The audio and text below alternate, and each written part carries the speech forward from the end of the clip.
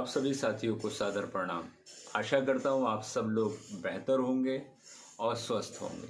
Ishan healing परिवार की ओर से आप सभी लोगों का एक बार पुनः अभिनंदन एवं स्वागत। रेकी के विषय में हम निरंतर चर्चा करते चले आ रहे हैं और विभिन्न विषयों को हम एक एक करके उठा रहे हैं और आपसे चर्चा कर रहे हैं।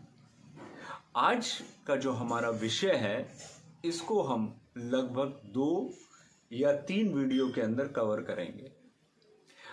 विषय हमारा है रेकी और अन्य जो पद्धतियां हैं उनमें क्या अंतर है।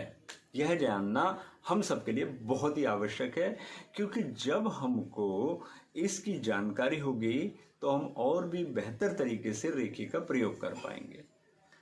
सबसे महत्वपूर्ण बात जो समझने योग्य है वह पुनः यही है कि बहुत ही आसानी से रेकी को समझा जा सकता है। कोई भी समझ सकता है। न केवल इसे आसानी से समझा जा सकता है बल्कि सीखा भी जा सकता है, और न केवल सीखा जा सकता है बल्कि इसका प्रयोग भी बहुत आसान है।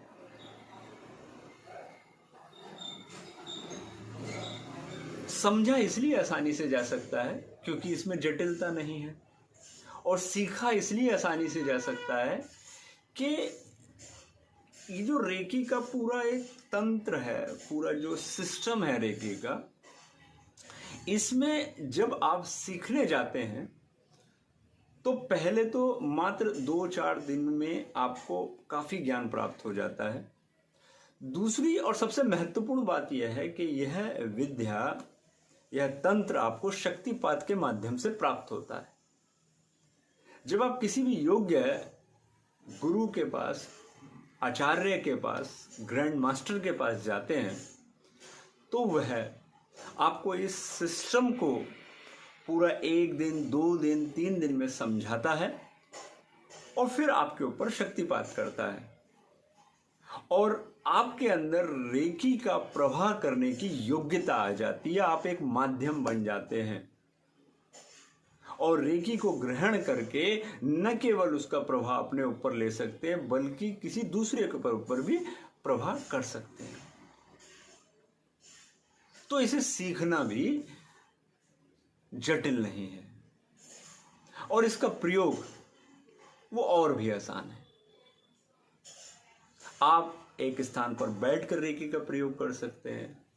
आप अगर मार्ग में कहीं जा रहे हैं, गाड़ी में बैठे हुए हैं, मोटरसाइकिल यूज कर रहे हैं, तब भी आप प्रयोग कर सकते हैं। आप किसी भी स्थिति में इसका प्रयोग कर सकते हैं। आप उठते ही बेड पर बैठते हैं तब इसका प्रयोग कर सकते हैं। आप रात को सोते वक्त इसका प्रयोग कर सकते हैं। खाना खाने से पहले प्रयोग कर सकते हैं, खाना खाने के बाद प्रयोग कर सकते हैं। आप स्वतंत्र हैं प्रयोग करने के लिए। यहां पर एक चीज और देखी गई है, जैसे हम अन्य पद्धतियों को देखते हैं तो अलग अलग पद्धतियों में अलग अलग प्रकार की योग्यताएं हैं। उनमें जटिल तंत्र हैं, नियम हैं, परिस्थितियां हैं। जैसे उम्र ही एक बार कई चीजों को सीखने की एक अवरोध बन जाता है।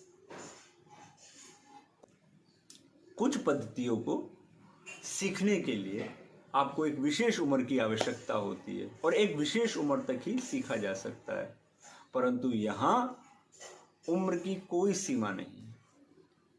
जब आप समझने योग्य हो जाते हैं तब आप इसको सीख सकते हैं और मृत्यु होने से पहले तक आप इसे सीख सकते हैं। आप स्वस्थ हैं तो सीख सकते हैं, आप अस्वस्थ हैं तो सीख सकते हैं। आप रोगी हैं तो सीख सकते हैं, आप भोगी हैं तो सीख सकते हैं। आपके सारे जो अंग हैं, हाथ, पैर, आंख और अंदर के अंग, सब कुछ सही है तब आप सीख सकते हैं, और किसी में कोई जटिल विकार है तब आप सीख सकते हैं। ना उम्र की कोई विशेष योग्यता चाहिए, ना ही शरीर की कोई विशेष योग्यता चाहिए, और यहाँ पर पढ़ा लिखा होना भी आवश्यक नहीं है, यह भी कोई योग्यता नहीं है।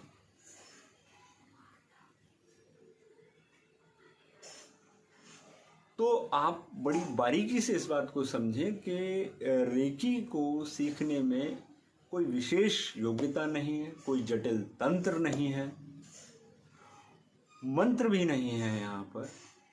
बस आपके अंदर सीखने की जिज्ञासा होनी चाहिए। आप इस विद्या को सीखने की आपके अंदर एक प्रेरणा उत्पन्न होनी चाहिए कि मैं सीखना चाहता हूँ।